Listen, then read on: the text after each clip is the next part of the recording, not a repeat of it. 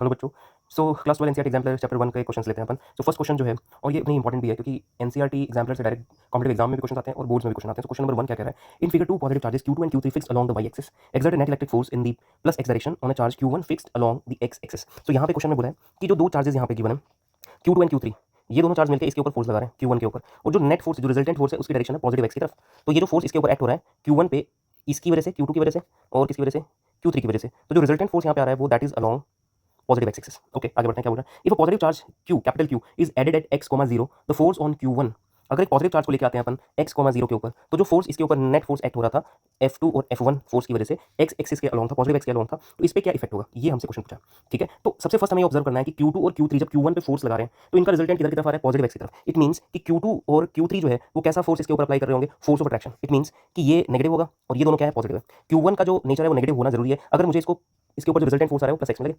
ठीक है, क्योंकि F2 और F1 इस तरह से होंगे यहाँ पे। सो F2 और F1 अगर इस तरह से होंगे तो ही ये इधर की तरफ नेट फोर्स इस पे एक्ट करेगा, नहीं तो नहीं। अगर ये दोनों पॉजिटिव की जगह नेगेटिव होते तो फिर इसके ऊपर जो फोर्स है वो किस डायरेक्शन में जाता, वो इस डायरेक्शन में हो सकता था। ठीक है, तो इसी बेसिस पे मैं बोलना है कि ये जो पॉजिटिव प्लस Q को जब ऐड किया यहाँ पे, पहले से ये दोनों जो चार्जेस प्रेजेंट थे उनकी वजह से फोर्स इस पे इधर की तरफ आया। अब जो Q, कैपिटल Q है, वो भी कैसा चार्ज है, पॉजिटिव, और हमें पता चल गया कि Q1 जो है वो नेगेटिव होगा, तभी डायरेक्शन ऑफ फोर्स जो है वो किधर की तरफ होगी, प्लस एक्स की तरफ होगी। तो यहाँ पे ये प्लस Q जो चार्ज है, कैपिटल Q, वो अगर ये नेगेटिव है, हमें पता चल गया, तो ये भी इस पे कैसा फोर्स लगाएगा, ये भी इस पे फोर्स ऑफ अट्रैक्शन लगाएगा सेम डायरेक्शन के अंदर, से F डैश। तो दोनों ही मिलके उधर की तरफ पॉजिटिव एक्स डायरेक्शन में फोर्स इसके ऊपर एक्ट होगा। तो जो पहले फोर्स था, पहले फोर्स कितना था F, अभी फोर्स कितना आया due to capital Q, F dash आया। तो दोनों की डायरेक्शन सेम है, तो दोनों ऐड हो जाएंगे। तो हम बोल सकते हैं कि जो फोर्स है जो पहले लग रहा था उसके कंपैरेटिवली बढ़ जाएगा, so we can say increase हो जाएगा, इंक्रीज हो जाएगा। चलो ऑप्शन करते हैं। Shall increase along the positive X axis, yes, positive X के अलोंग इंक्रीज हो जाएगा, बिल्कुल सही है। Shall decrease along the positive X axis, नहीं, डिक्रीज नहीं होगा क्योंकि वो भी सेम डायरेक्शन में फोर्स लगा रहा है, तो बढ़ जाएगा। Shall point along the negative X axis, नहीं, नेगेटिव एक्स एक्सिस पे तो तब होता अगर ये प्लस Q जो लिया है कैपिटल Q, इसका मैग्नीट्यूड और इसका नेचर जो है वो कैसा होता, नेगेटिव होता। अगर नेगेटिव नेचर में होता तो ये इसको रिपेल करता और ये जो फोर्स है इधर की तरफ अप्लाई करता। तो हम बोल सकते थे कि पहले कंपैरेटिवली कम हो जाएगा। अगर ये ज्यादा फोर्स लगाता तो ये चार्ज